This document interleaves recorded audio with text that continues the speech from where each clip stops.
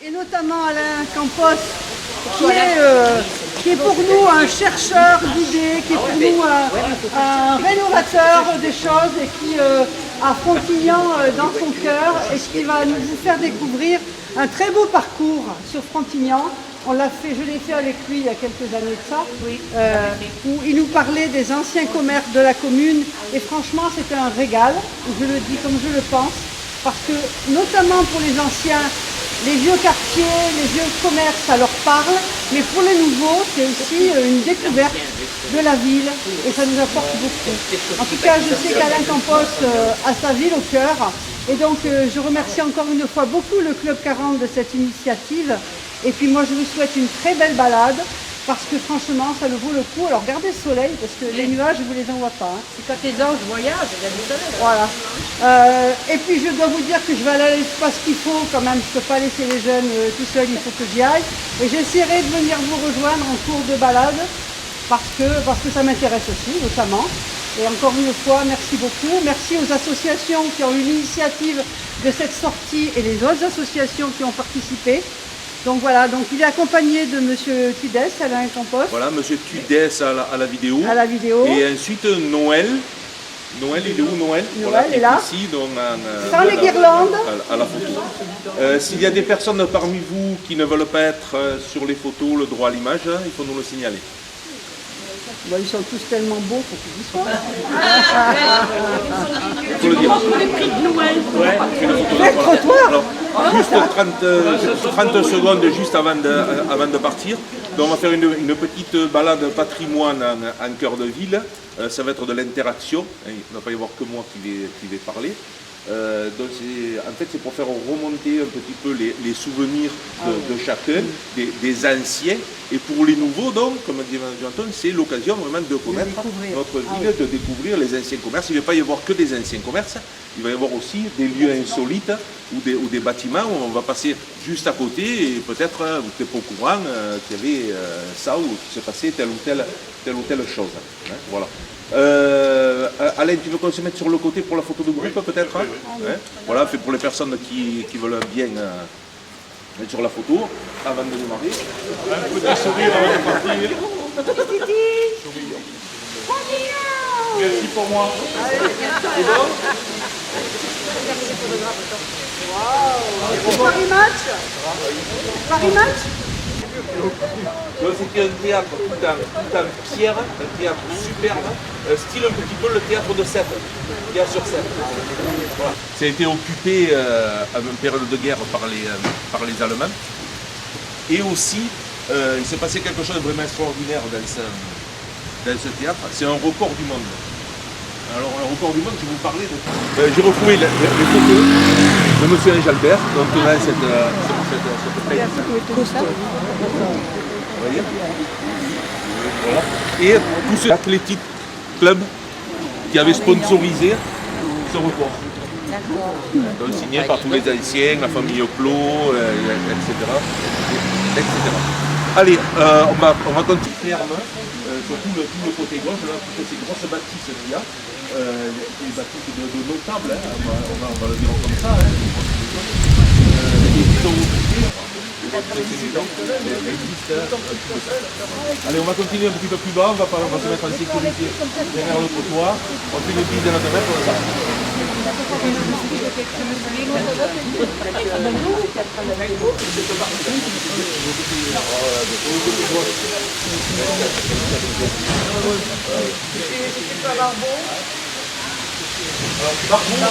il y a des souvenirs. Oui, des douches, oui. Des bains douches. C'était les bains douches et les seuls bains douches, parce que bon, à l'époque, dans chaque ville, dans chaque grosse ville, il y avait des bains douches qui étaient publics, qui étaient à disposition et qui étaient publics. Alors là, on est quand même, hein, on remonte loin. Hein. Là, on est sur le 12 octobre dernier, hein, voilà. À 1961, des gros travaux d'aménagement et d'hygiène, hein, parce que bon, c'était limite pour l'époque. Et donc, c'était tenu par une dame qui s'appelait Madame Esquèche. Je ne sais pas s'il y a des personnes qui ont entendu. Un sacré monument qui fait partie des monuments, je ne sais pas. Et je demandais à plein de personnes qui me disent, je ne sais pas. Et je suis allé voir le regretté Guy Forestier. Je suis allé voir Guy, j'ai dit écoute-moi, j'ai acheté cette carte postale, personne ne sait où c'est.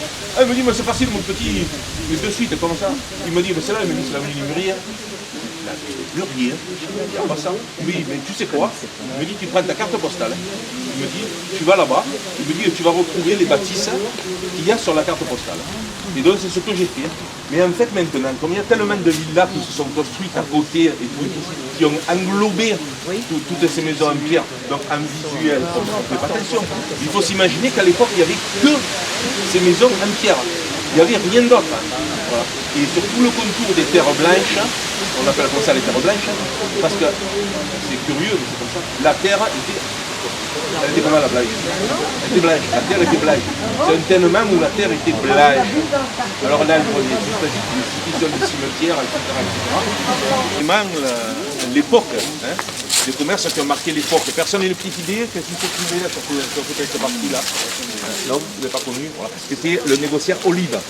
C'était un gros négociant donc, qui était sur toute cette partie. Voilà, tout ça, bon, c'était énorme. Il faisait partie de tous ces notables de Frontignan, comme les Antérieux, etc. Voilà, une grosse maison de vin qui exportait un petit peu de vin. Pas d'olive. Non, de vin. Qu'est-ce qu'il y avait avant comme... Non, les variétés. Fronteco, oui, Fronteco. Fronteco, qui c'est qui tenait Fronteco? Magousse. C'était Magousse. C'est Monique qui m'a dit. Fronteco, c'est une alimentation. Ah oui, comme les C'est une alimentation. Voilà, à l'époque, Fronteco, c'est M. Magousse qui avait, je ne veux pas dire le monopole, mais pas loin. Il y avait déjà moins de grandes surfaces. Ouais, c'était du commerce de proximité. Ouais, voilà. Juste derrière, la vitrine médicale sur tout ça. Oui, Frontière, et on l'appelait aussi Fronteco les jouets. Ah oui. Fronteco les jouets. Fronteco les jouets, ça a changé de nom, mais bon, c'est surtout resté Fronteco et Fronteco les jouets. Fronteco les jouets, en face, il y avait des jouets, évidemment. Dès que c'est le moment de l'été, il y a pas mal d'accessoires de plage, etc. Et on trouvait un petit peu de tout. C'était un petit peu les risques. On l'a connu. André, Pharmacie Léon, pharmacien qui est décédé il n'y a pas longtemps. Ici, magasin de chaussures. C'est Léon, il est mort le mois dernier. De Frontignan, hein, on appelle ici le rond-point. À l'époque, le rond-point était totalement différemment. Et donc il y avait d'autres œuvres sur le milieu. C'était pas des oliviers.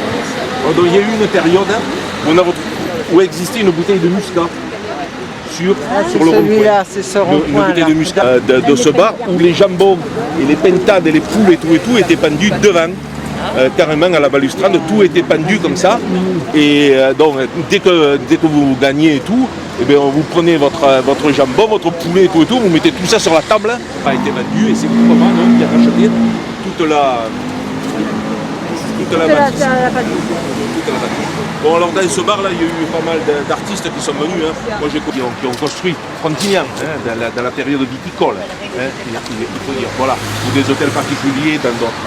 Mais ici on ne peut pas dire, ici donc habitait Monsieur Ricard, et donc à l'époque donc il avait un cheval qui s'appelait Montjoie, et donc ils ont fait des robes. C'est vraiment un champion, et c'est pour ça que c'était un champion du monde. Pour ça c'était un champion du monde. C'est la route, on va repartir là-bas prendre le trottoir. C'était quoi? Il y avait des échasses. Imagine un cheval sauter au-dessus. Il y avait des échasses.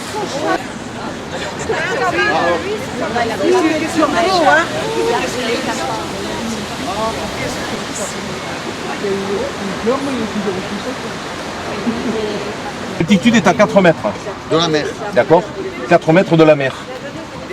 Sur tout Frontignan, mais pas spécialement Frontignan, il faut se mettre à l'époque. C'est pas comme maintenant, avec tous ces moyens, avec l'informatique et tout, c'est totalement différent.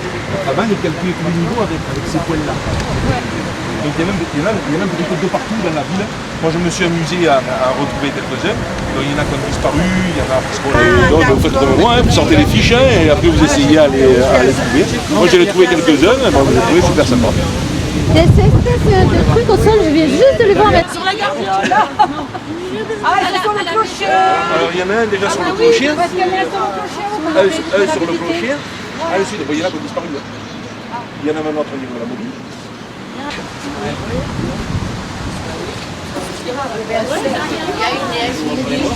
Les feux au niveau des églises. Nous, on a fait ça. Alors, vous allez me dire, qu'est-ce qu'un feu? À quoi ça sert un feu? C'est pas pour mettre du feu. Déjà dans le fait pour les notables. Donc, le qui pouvait être enterré dans l'église et qui voulait porter du peuple. Une sorte de type. C'est pas la pique de Diamant Jones. D'accord, on va dire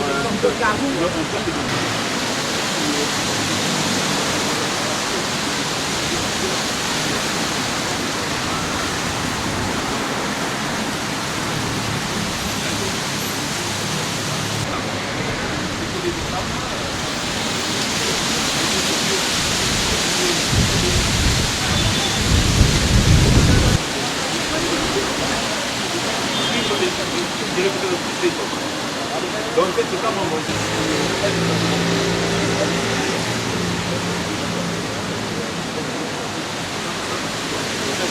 c'est pas grave qui est aussi beau et ça va vous faire penser à quelque chose. En fait c'est la cour, la médaille de la ville. Il y avait pas mal d'endroits où il y avait donc d'abord beaucoup de points d'eau, de fontaines, et ensuite il y a eu des bassins, comme ça se faisait à l'époque. Ah oui, bon, mais ça n'existait pas. Voilà. En 1366. Donc c'était pas structuré du tout, il y avait pour ça que dans le village, au niveau du CAT, c'est là. Donc il s'est vu sur la route de Ballaruc, la route derrière la coupée. Il y a une croix. Et voilà. Et donc je me rappelle. Je me rappelle. Non. Ah oui, à la Midi de serre. Oui, voilà. Dans l'entrée, une petite toilette ici, là, comme me disait madame, le porche-là, il n'existait pas. On m'a dit, non, il n'existait pas. Il n'existait pas. C'est vrai que bon, ce porche a été ouvert. Et sur toute cette partie-là où vous êtes, là, monsieur et madame Ranchon. Là, c'est des personnes qui ont entendu parler. Et monsieur et madame Ranchon, ils avaient vraiment une spécialité. Et c'était des frites. Des chips. Ouais, c'était pas des frites, hein. C'était des chips. Des chips. Non, merde. C'était les seuls à faire des chips sur fondant.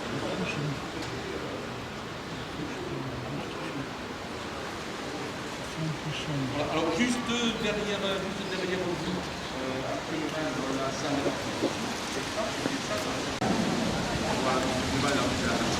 et ensuite on a eu monsieur Ferrier,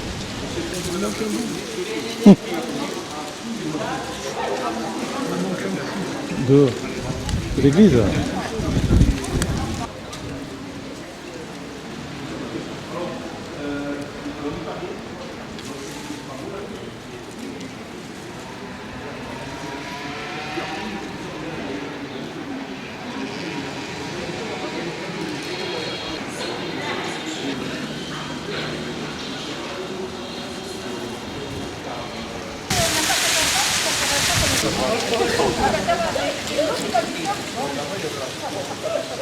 Bon, l'église était juste à côté, donc quand on est pas ou à l'église, faire la communion, ou faire aussi, ou faire là, ou tous les jeunes qui venaient, que les parents donnaient 4 sous pour la quête, et bien ils ne donnaient pas d'argent à la quête, et tous les jeunes venaient ici acheter des bonbons. Et donc il y avait tous les jeunes de Frontière, parce qu'à l'époque c'était le seul magasin de bonbons.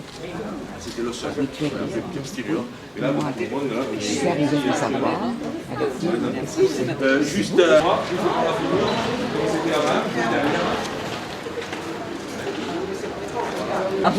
c'est la maison la plus étroite de Frontignac. Et dans cette maison, en fait, sur la partie basse, quand même, vous voyez, un boulanger qui a marqué son époque aussi, pour plusieurs choses. Déjà, il y avait 4 ou 5 marches. Je rigole tout seul avant de vous raconter. Pour descendre, 4 ou 5 marches là pour descendre. C'était énorme. Et tout le monde non, venait ici, quitte à payer légèrement plus cher, mais c'était tellement gros et tout était gros. il nous a fait encore il y a 2 ans, avant le Covid, 2 ans, 3 ans en arrière, pour le club, pour qu'il nous joue au loto, sa femme nous faisait des paniers pour chacun de payer. C'était bon. Et pour les anciens combattants, ils faisaient des galettes et tout. C'était bon. Les royaumes et tout, voilà. La particularité à noter, c'est que vraiment tout ce qui était boulangerie, tout le produit de boulangerie, c'était énorme, c'était hors norme. Et tout le monde venait ici acheter. Mais c'était très bon, Mais après c'est tout le temps pareil, c'est un effet visuel. Et voilà. Tout le monde connaît, voilà.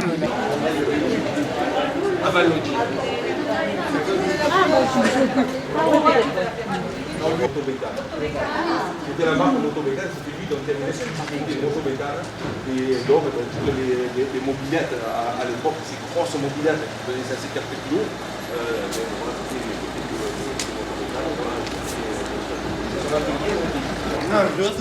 Il est où? Il est pas avec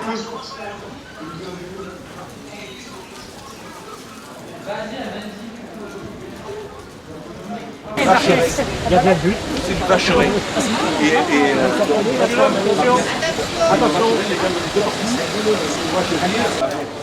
Avec au milieu, donc, un bassin.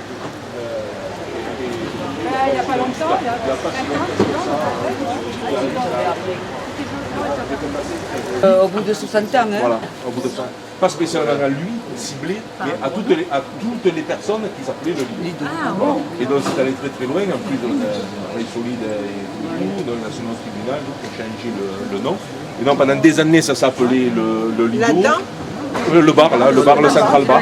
Le Central, qui s'appelait le Lido. Tout le monde a connu. Et donc ils ont été obligés d'enlever le nom de Lido et de rebaptiser sous un autre nom. De Frontigny-en-Plage, là pareil, là pour cette saison, il y a un commerce qui s'est monté au nom de la Pampa. Il y a un commerçant, je ne sais pas où, qui a déposé, mais eux à Frontigny, ils n'avaient pas déposé. Et donc ils ont tenté au tribunal, ils ont été obligés de changer le nom. Et ça leur a coûté vraiment une blende pour refaire les papiers, pour refaire la com, le ci, le là, et tout. Ils étaient obligés de tout.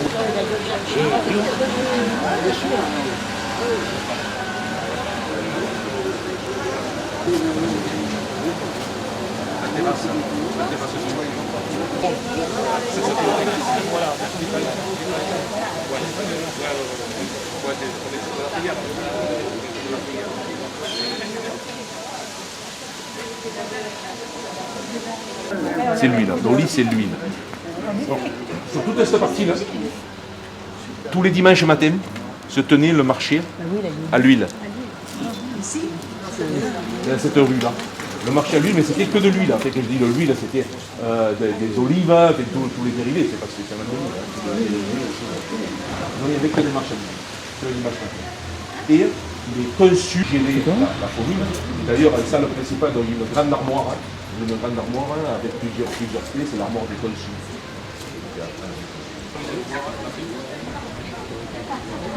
C'était la tradition,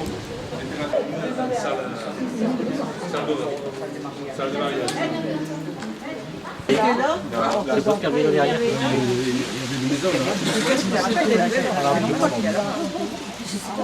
La catalane, alors la catalane, qui connaît un petit peu l'histoire, la catalane. Il nous l'avait raconté, mais je ne pas dire. Oui, mais je m'en rappelle. Tout le monde disait qu'elle était riche. Voilà, alors tout le monde disait que c'est une dame sur Frontigny qui était apparemment pas trop propre, alors on va le pas du tout. Voilà, alors on va dire très sale, hein. Oui, mais j'essaie de rester poli. Hein. Et en fait, il paraît qu'elle était blindée de pognon. Il paraît. Alors, il y a eu une histoire. Allez, est-ce que vous avez du bien, des vignes, des trucs comme ça? Immobilier ou terrien, Ouais, mais Apparemment, non. moi, j'ai l'impression que c'est une rumeur qui court. C'est des rumeurs qu'il y a eu. Il y a une quinzaine d'appartements, enfin, ce que je vous dis, 15 appartements, chaque appartement, ils ont trouvé le mur et ils ont rentré le compteur. Au deuxième, alors.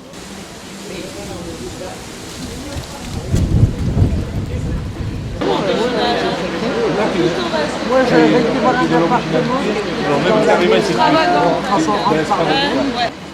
La photo de la page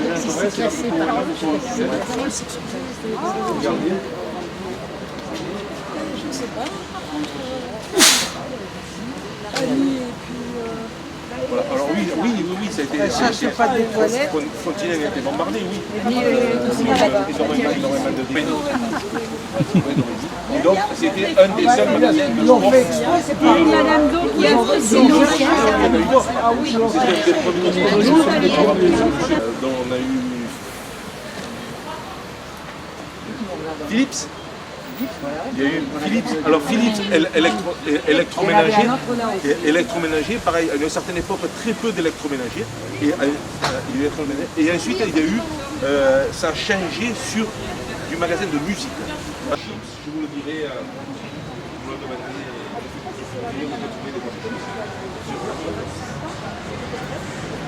Sur le côté droit de la rue, de l'hôtel de ville, carrément là. Est-ce qu'il y a des personnes qui se rappellent de cette c'était une librairie, papeterie qui a vraiment, ben voilà, c'était Morand, c'était Noël Morand. Et Noël Morand, donc c'est lui qui a créé le service on va le dire comme ça, de livraison de Midi Libre, je vais dire, sur Frontignan. On va le dire comme ça, sur Frontignan. Voilà. Et ensuite, bon, il a vendu un magasin pour se mettre à l'autre côté, tout, et ensuite, bon, il s'est passé ce qui s'est passé. Donc pendant toute une époque, et c'est lui qui a, c'est un petit peu grâce à lui qu'on a le Midi Libre dans notre boîte aux lettres. Petite dame blonde,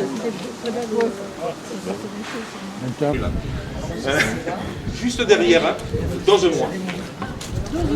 Dose-moi, le commerce n'existe plus. Mais juste pour vous expliquer, bon, il y a eu pas mal d'affaires X. Je me suis porté dans mon truc. Tout ça pour dire qu'à cet endroit, il y avait un commerce qui s'appelait M. Martinez. M. Martinez, c'est lui qui a créé tous ces gâteaux secs de Frontignan. Il a créé tout ça. Et puis, moi, c'était un petit peu rigolo parce que moi, je m'occupais du marché à l'époque. Et dès que j'arrivais à 5h du matin et tout, il avait déjà bossé le gars et tout. Et il avait tout le temps des yeux impeccables, pas brillants. Je dis, mais c'est pas possible, tu dors jamais. Le mec me dit, non, je dors très peu. Et il bossait le gars 24 heures sur 24, c'était le plus de fou. Voilà, il y en avait là-bas. Et maintenant, on a quand même de Plessis. On n'a plus de Plessis. Maintenant, il faut aller. Le plus près, je crois, c'est le ce magasin a été racheté par...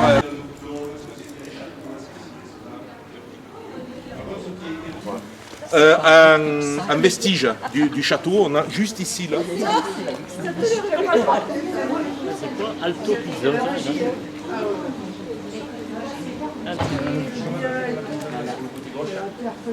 Quel souvenir de ce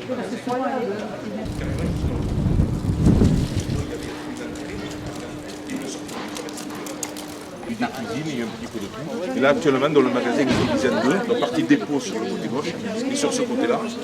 Donc, le magasin de CBD. Ça se dose bien quand même. Fais attention au dosage. On n'est pas que du château. Oui, mais oui, pour les châteaux. À l'emplacement de la mairie, à l'emplacement, mais pas les.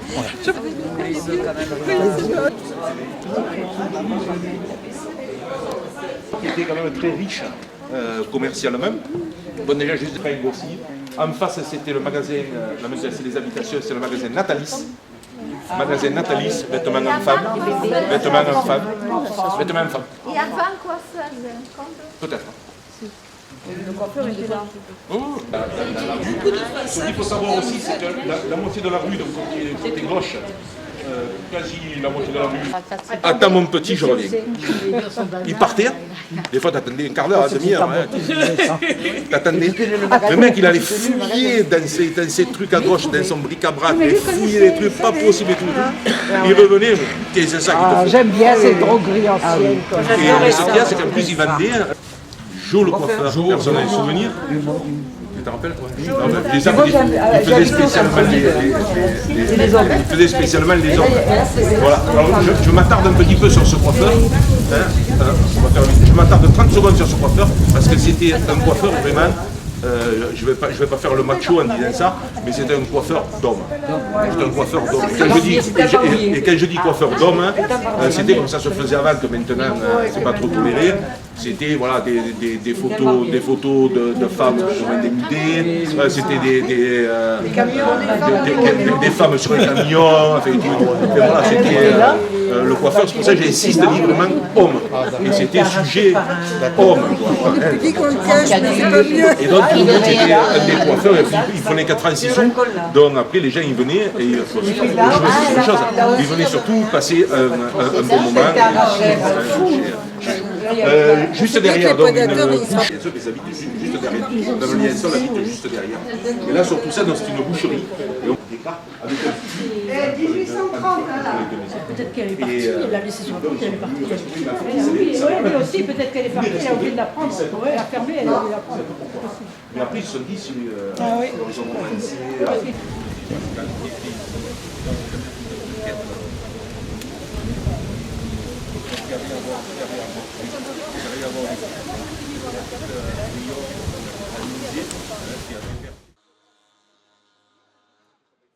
l'origine de la bouquette.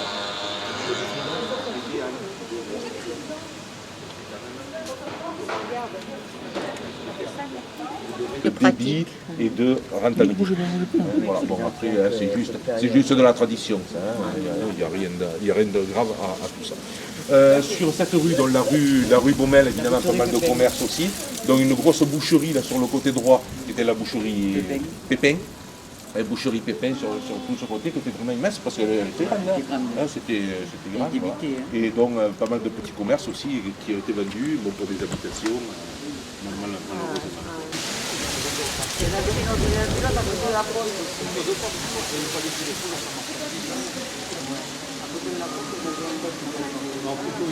Par contre, ce que je peux vous dire, la petite parenthèse, la bière au muscat.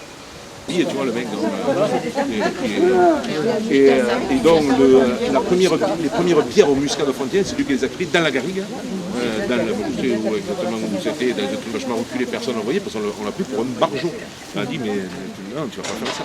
Et ensuite, bon, il a vendu ses bières, et après il a été copié, recopié, on a déposé des brevets, des ci, de là, et tout. Il avait planté dans la garrigue des chênes touffés. Il dans la gare. Il y en a des trucs Bon, après, il a fait des bonnes choses. Allez, on continue. Ferronnerie. Alors, sur cette ferronnerie, donc là, alors les propriétaires, je ne dirais pas le tellement il aurait trouvé des choses. Et après le Cocardi, il y a eu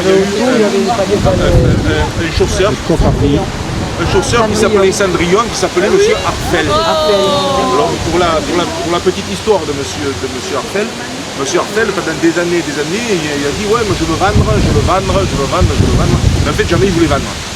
Parce que il avait un magasin Arfel quand même. Ouais, mais ça c'est mais ce qu'il y a, c'est qu'il en voulait une petite fortune et chaque fois, donc il a laissé tomber. Et un beau jour, les gars là, qui sont venus le voir, ils ont dit, on fait partie des banques de ci, de là et tout. Nous on est intéressés pour vous reprendre, mais je crois que c'était... Alors c'était la banque, c'est pas la solution qui s'était montée là. Ouais, c'était une banque qui s'était montée, la banque nous a dit, mais nous on vous rachète tout, mais alors à un prix, dites-nous votre prix, le gars il a dit un prix faramineux. Il a dit, bon on réfléchit, on va dire, ils sont venus, d'accord, on vous achète. Ouais. Là c'est de la maison Vincent Villon, c'est ça, c'est François Villon. François Villon, quel monument en pierre a marqué son histoire? Une salle de sport, un théâtre ou monsieur bricolage? Ah, ça démarre bien. On a écouté. Tu n'avais pas écouté, tu tchatchais. Quel nom avait-on donné à la pierre extraite des carrières de Frontignan? La pierre de Frontignan. On va continuer. Pierre d'ici ou pierre du Pioche Michel? Bah ouais. Alors quel nom donne-t-on aux Frontignanais? Alors là, écoutez bien. Ça va, Louis? Le surnom ou le nom? Peut-être tu vas pouvoir répondre, mais Louis. Les Frontignanais, on les appelle comment? Les Roumégous, les Ténius, les Yaka, ou les ventres bleus.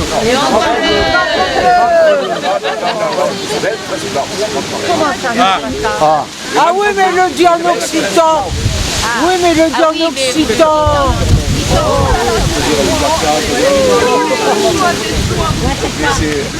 C'est volontaire. C'est volontaire. C'est volontaire. Bon, allez. Louis, Le boulangerie c'est a que des marqué son temps avec des viennoiseries énormes. Alors, laissez-moi continuer. Boulangerie Denis, boulangerie Ponce, boulangerie Bonnecase ou boulangerie Martinez. Martinez. N'y allez pas chercher. Ça n'existe plus. Ne donne pas la réponse. Ou la boucherie Herrera. Le nain gourmand. Le nain gourmand. Le nain gourmand. C'était le nain La gourmand. jeune génération. Connu par la jeune génération. Les bonbons. Ah, la jeune génération. J'ai pas fait attention. Les J'ai bonbons. cru que c'était nous quand on C'était le était piège. Je ne devrais pas donner. Comment s'appelait le cheval qui a battu le record du monde de saut? Mongeau 3, Ricard 1 ou Savoie 2? Monjoie. Monge 3. C'est bien, mon gars. C'est bien. Vous êtes un boss. On va leur faire plus dur parce que les premières chips maison de Frontignan, c'était la maison de la chips, la maison Patrie, la maison Moreno ou la maison Ranchon. Je le sais. Je le sais. Vous le dites avec l'accent d'ici. Moi, je le dis avec l'accent des bureaux là-bas. Bon, ça se termine. Comment s'appelait le nom du docteur qui a créé un sanatorium sur Frontignan? Alors c'est le docteur Poulalion, le docteur Poulélion, le docteur Poulalion.